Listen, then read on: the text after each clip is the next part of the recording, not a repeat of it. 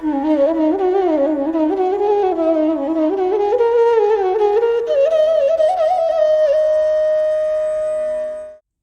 Krishna. This is the 19th verse of Srimad Bhagavad Gita, where we're looking at what's going on in the battlefield of Kurukṣetra. So in the previous verses, we saw how different of the kings and those who are assembled in the battlefield are blowing their own conch shells. We looked at the names of the conch shells of the particular kings.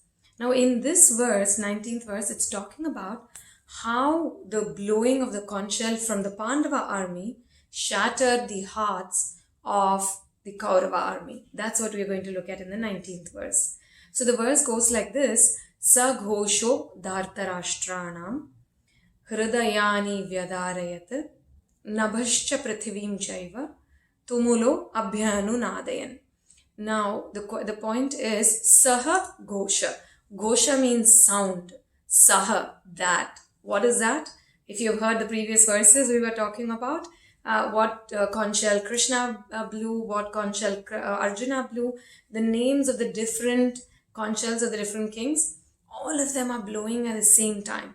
We also heard in the verses prior to that how Bhishma was blowing something, and at the same time different of the bugles and conch shells and trumpets and all of that were also blown. Now here particularly it is saying, this verse is dedicated to saying how Saha Gosha, this Gosha, which is the Gosha of the conch shells that was blown by Krishna, Arjuna, Pandavas, all the, Bhishma, Yudhishthira, Nakula, Sahadeva, and we also looked at many other kings blowing the conch shells. This Gosha, right, this sound, this noise, Dhartarashtranam. So Dhartarashtranam means Dhritarashtra's sons is Dhartarashtra. So we looked at this in the previous, some more previous verses also, as to how Pandava's name come from Pandu's son. Similarly, Dhartarashtranam means Dhritarashtra's sons. So Sa Ghosho Dhartarashtranam Hridayani. Hridaya is heart. Hridayani Vyadarayat, which means it is shattering. It shattered the hearts of the sons of Dhritarashtra. And one of the acharyas is explaining that even Bhishma's heart had shattered. That's how scary it was. That's how loud and tumultuous it was. Sa ghosho dhartarashtranam hridayani vyadarayat. Nabhascha, how long and how far did it go? Nabhascha, nabhi is sky. Nabhascha prithivim chaiva, all the way from the earth to the sky. Nabhascha prithivim chaiva. Tumulaha. Tumulo means tumultuous. We saw this word also in the prior verses, if you remember. Tumultuous, uproarious, right? Tumulo abhyanu nadayan. This nada, this noise that was made by all of them is actually shattering the hearts of Dhritarashtra's sons. That's how scary it was.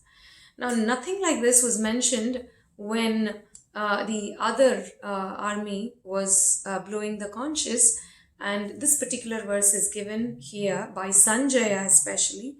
So Sanjaya is technically explaining this to Dhritarashtra sitting in the palace because Dhritarashtra cannot see. Sanjaya was given a special vision, just like how we sit here at home and we watch live cricket matches and football matches and many other things.